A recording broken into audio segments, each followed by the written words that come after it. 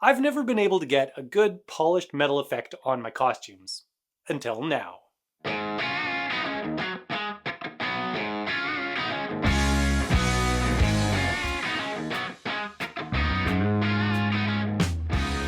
Hey everyone, welcome to Chris's Tips, Tricks, and Things. The little video clip you just saw was my son Sam's Spider-Punk costume that he made this year for Halloween. You'll notice the spikes on the mask and the cuff and collars look like they're made from shiny metal. Well, they're not. They're 3D printed and then painted with a substance so magical, I like to call it shiny paint stuff. Let's take a closer look. If you've spent the last 10 years of your life making costumes, I'm sure you've run into the eternal problem of how do you make something that's not metal look like it is metal. Now, using paints to get an antique metal finish is time consuming, but it's definitely possible. And the fact that it's possible is the reason I use it on most of my projects. However, getting a reflective metal finish is a whole nother ballgame. The only decent looking process I've been able to come up with is to use aluminum tape, but that doesn't work on any complex surfaces or compound curves. Like a banana.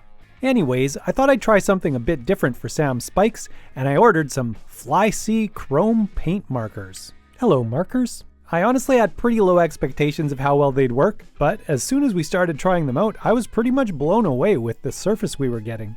Like, it wasn't perfect, but man, it was really good. The spikes you see Sam working on here were all 3D printed out of black ABS plastic, and then vapor smoothed to give them a nice shiny starting point. Seeing how well the markers worked on the 3D printed surface, I decided to try them out on some other materials, such as a random squeeze bottle, a swirly foam cutout piece, and a boring piece of foam to simulate a large flat area. I gave each of those enough coats of black acrylic paint to make them as smooth as possible. I then markered them up with my marker, my chrome paint marker. Turns out, they work pretty good on foam too.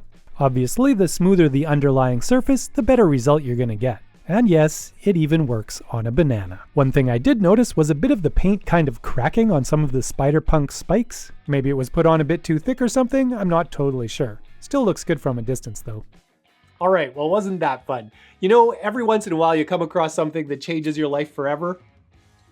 I don't know if these paints are quite that, but they're pretty darn close. When I bought them, it was just kind of an experiment. I was not expecting this kind of result. These are the best way I've found so far of making something look like shiny metal that's not shiny metal. And like, say this cuff, Sam's worn this cuff quite a few times, and it still looks reasonably silver and shiny. It's not as good as it was, but that's taken a pretty good beating and it's still holding up. So I don't know, I don't really see any downsides to these paints other than obviously they're a little bit expensive and you're probably not going to be coloring a large object with it. And I should also mention this is not a sponsored post. They're not paying me anything and I bought these with my own real money. And I would do it again. So yeah, these really excite me and I just wanted to share some of that excitement with you because maybe it will be helpful in one of your projects. I'm going to throw an affiliate link for these in the description, so if you're looking for them, you can find them. Have fun making things shiny. As always, thanks for watching. See ya.